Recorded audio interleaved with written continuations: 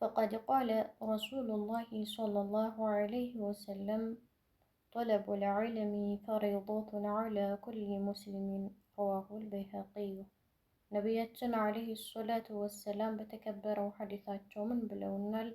ጦለቡል ዒልሚ ፈሪደቱን ዐላ ኩሊ ሙስሊሚን፣ ዒልምን መፈለግ ሙስሊም በሆነ ላይ ሁሉ ግዴታ ነው ብለውናል።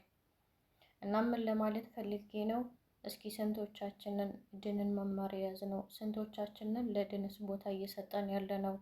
ድንንስ መማር በእያንዳንዱ ሙስሊም በሆነ ላይ ሁሉ ግዴታ መሆኑን እናውቃለን?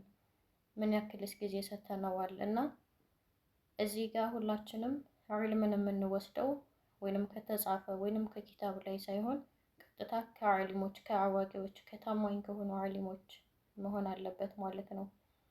እናም ምን ልል ፈልጌ ነው? ኪታብም ይሁን እንደዚሁም ቃዒዳዎችን ቁርአን በተጅዊድ መቅራት የምትፈልጉ በመርከዛችን መርክዙል መሻሪዕ ሙሉ ክፍት ነው።